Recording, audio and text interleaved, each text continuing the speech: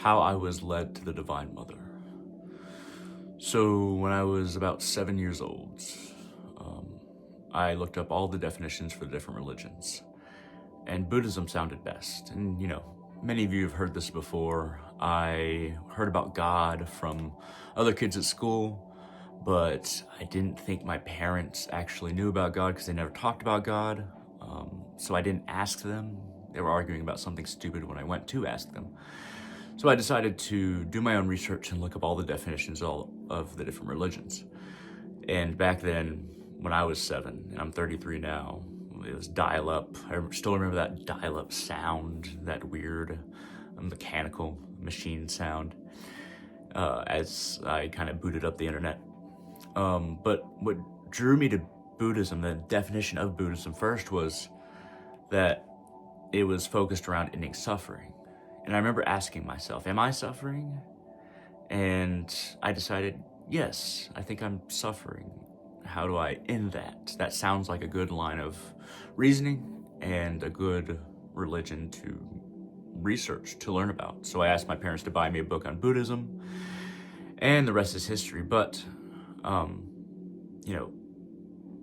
as I, read about Buddhism, as I thought about Buddhism, there was kind of a jump between the age of 7 for me and the age of about 15, 16.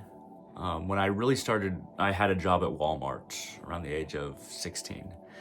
And I could, since it was overnight, I could listen to whatever I wanted to listen to. And then I remember, hey, maybe I should look up spiritual podcasts or spiritual audiobooks.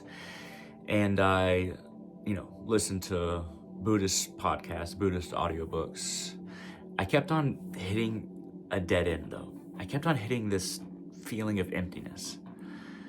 And while ending suffering was incredibly attractive to me, and it made sense, it made sense to base my virtue and my spiritual search around that, around the ending of suffering for myself and others, I always felt like I hit a dead end.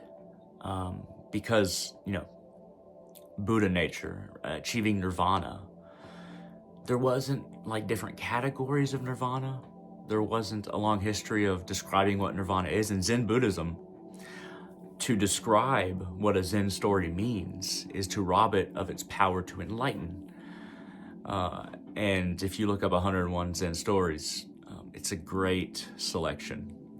You can probably find it wherever you can find audiobooks, maybe even podcasts, but audiobooks for sure, 101 Zen stories. And they all were inspiring to me. I listened to other Buddhist audiobooks. They were all inspiring to me.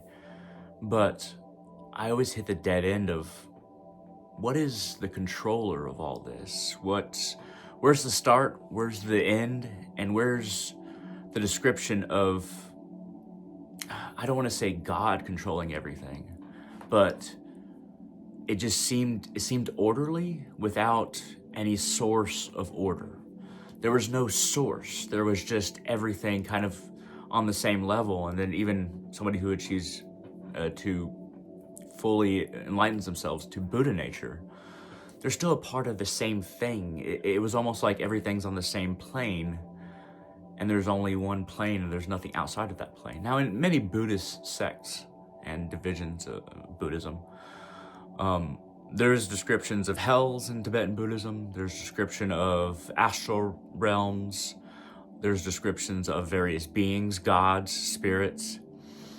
There's a lot of shamanism incorporated into Buddhism, in the description of realms and the various beings, which I always found attractive. I consider myself very shamanic now, but every time that I would try to expand the horizon of the context, to put it into a grander context, it just felt like everything was isolated, connected, but isolated. And there was no source to reach out to try to continue beyond this place toward achieving nirvana, achieving one's Buddha nature. You achieve enlightenment, where you see that form is emptiness and emptiness is form, and you no longer see the division, you see the oneness of all things, and you are one with everything. And you even see that suffering is not what it seems. But there was never that next step of stepping back beyond all of this which is viewed. And, the next logical step from Buddhism for me was, okay, Hinduism. And I had a very colonial and imperialistic idea about what Hinduism was, or is. I think it was inherited from American society and American understanding. But the idea that, there's different gods, that doesn't really make any sense. Like in Buddhism, it's like there are various beings in different realms, but there's not necessarily people, there's not necessarily individuals above, there's not necessarily gods in the same way. Gods didn't seem to really exist in the same way in Buddhism. In Buddhism, yeah, there's different gods. They kind of reside over different areas of reality, of different planes of existence, lower and higher. But in Hinduism, it's more like these gods are more solid and more solidified in a way. And why would there be multiple gods? Why would there not just be one source or one outside perspective rather than multiple outside perspectives?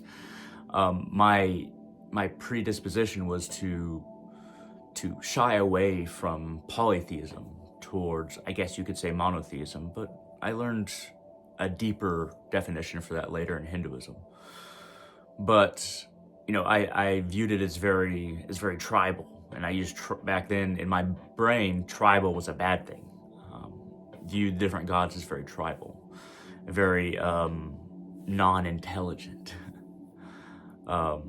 Later I realized that the different gods are expressions of the same source, and the realms they reside over directly correlate to realms within us and realms outside of us. But before that,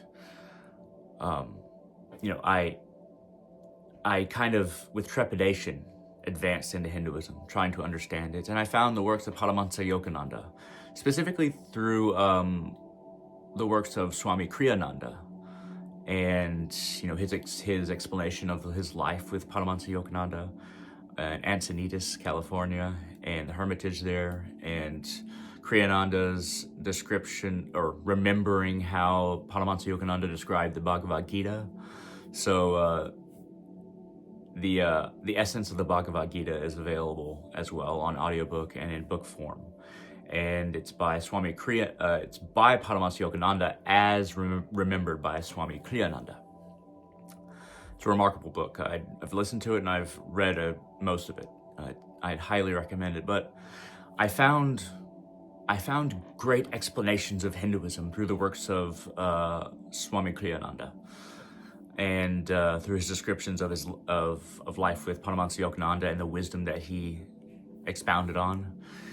And Paramahansa Yogananda, I was led from Kriyananda to his other works, to Paramahansa Yogananda's works that he actually wrote himself, and I found remarkable description of what gods are, how they relate to the source as the Lord, Lord Almighty, because Paramahansa Yogananda coming to the United States, he had to kind of coat everything in a very acceptable way for people in the U.S. to digest, to be able to understand, and to be able to understand God, the wisdom and the nature of God, but through a more Christianized context. But that was part of Paramahansa Yogananda's mission. And it's the entire societal conception that I had within my head, that I viewed everything through, found Paramahansa Yogananda and Swami Kriyananda's works appealing, or not appealing, easily digestible. But, in one of Swami Kriyananda's books, he was describing a story that Paramahansa Yogananda told him about going to purchase some bakery goods from this old elderly couple that Paramahansa Yogananda knew in California. And then he described going there, not finding what he had expected, and then just asking the Divine Mother, Kali, in the car, what happened? before seeing the light come down on the little shop, and then the woman come out with, "Oh, I had some more of these in the oven." But when I heard them mention the Divine Mother and Kali, I was like, what is this? Paramahansa Yogananda, he usually coats things in the Lord as described by Christians, not in a mother form and not in this name Kali. What is this? And I started researching. What is Kali? What is the Divine Mother? What is this? It would be many, many years before I came to the name, the term Shaktism as a religion that I am now, as a spiritual path rather, and all the ideas that are attached to it. But as I researched Kali, everything just clicked. It was that easy. And everything just felt right. All the understanding that all the different religions are same paths to the same source, that the source is the Divine Mother, and that God, the Divine Mother, is both immanent in everything, in this material realm, in this material universe, and beyond it. So there's no separation. It's very shamanic in the understanding. This creation is a continuation, an expression, an expansion of God. It is not a separation from God. It is not king and kingdom. It is queen and queendom, if you will. But it's funny how we come to believe what we believe and to the path that we found ourselves on. In a similar sense, we have the same problems, because in Buddhism, there's no grander source that's judging or made everything or expanded and became everything like in Shaktism. There is like everything working with the same rules in the same area, if not the exact same plane, then planes that are kind of together. And then, there's no outward perspective.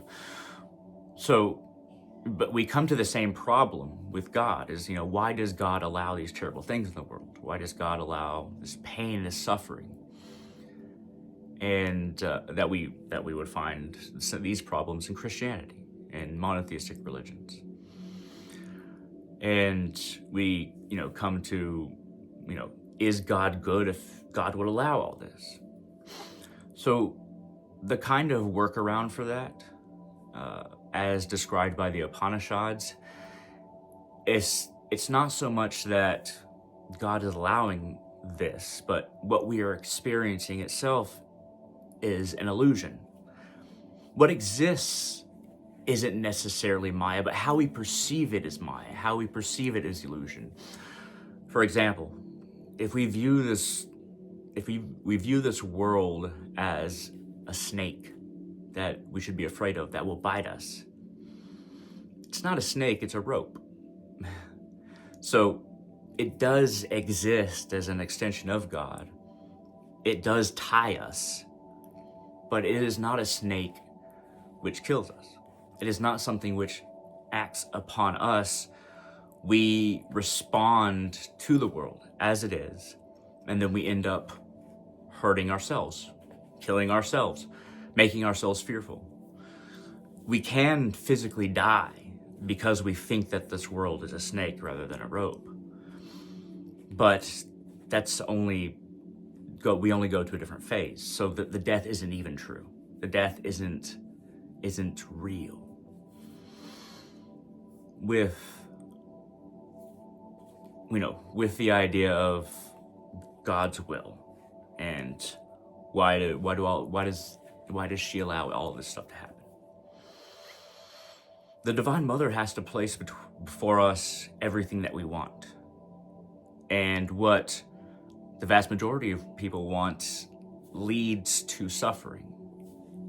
The reason suffering exists in this world is that enough people want things that hurt other people, that those things need to exist so that they can experience them here.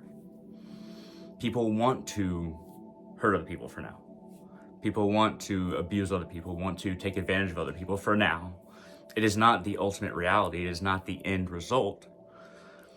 But those people who want to take advantage of people suffering or enjoy it, they have to experience the pleasure of that and then feel and eventually understand how it leads them to disillusion, to weakness themselves. They view weakness as exterior to themselves and laugh at it and enjoy other people's weakness. But then they have to feel that the weakness ties them, binds them, and hurts them, just as it hurts other people.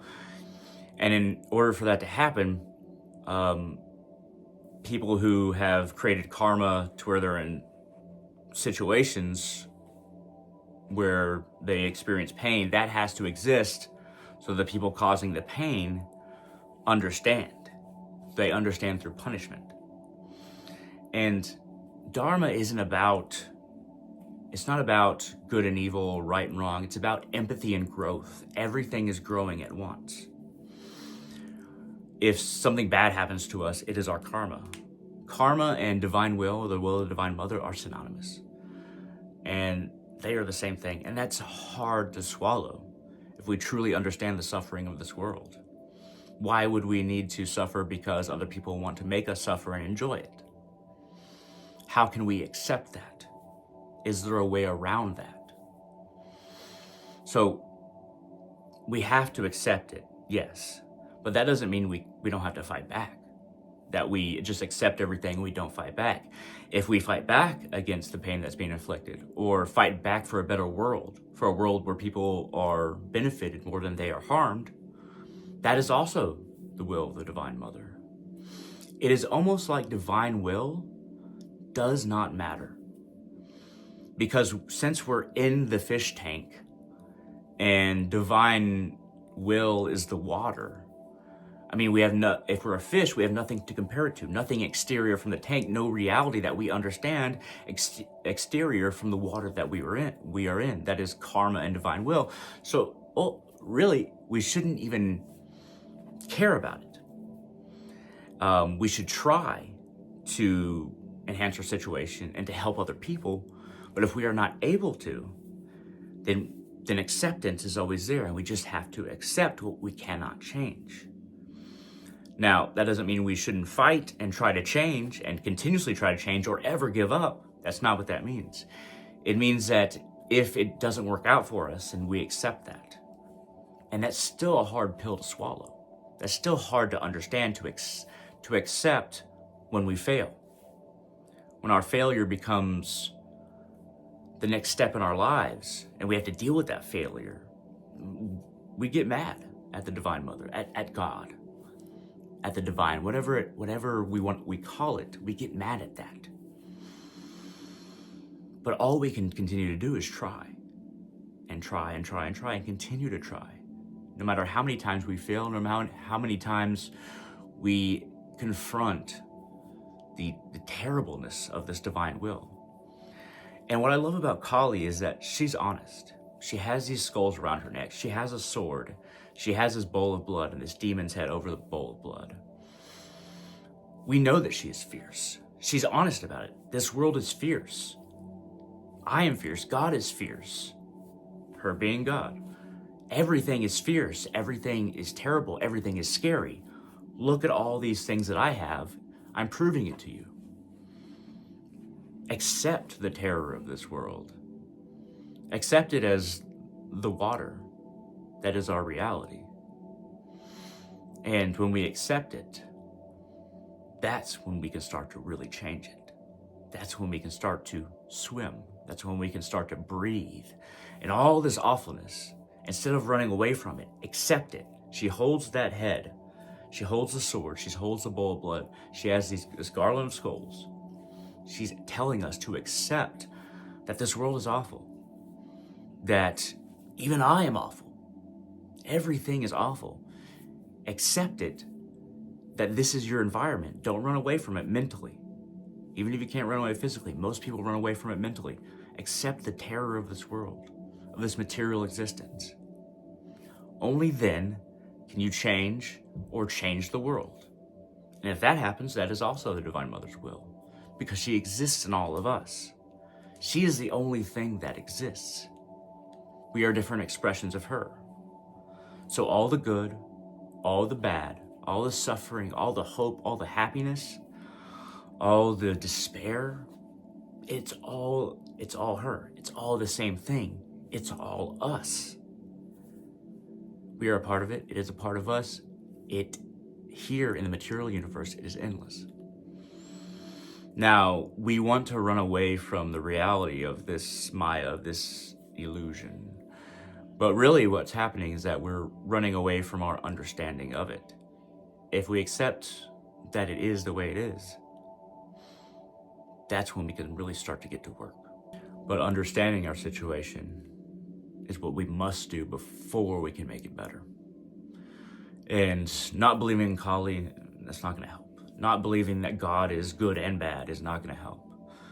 You'll always blame everything on the devil and always attribute everything that good that happens to God. Or you'll forget about religion when bad things happen and not think about God being the cause or being the thing that created the environment in which these things happen. That's all running away from it. If we accept that God is all of these bad things and all these good things, and our situation is not a situation of hope or despair, but it is for us to interpret, then we get to choose our interpretation, and we get to choose how we move forward in our lives.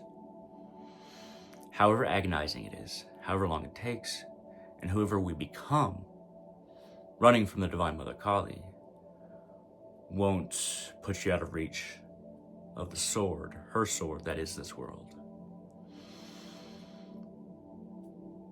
Some of us need to accept the darkness and the shadow and the shadows within ourselves instead of beat ourselves up or get angry at the world. That's how we move forward. That's how we progress. That's how we become divine.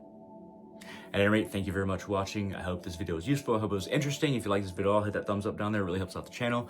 Feel free to leave a comment. I love hearing from you guys. And share this video wherever you like. At any rate, I hope this was useful. I hope this was helpful. And I hope all of you have a wonderful day.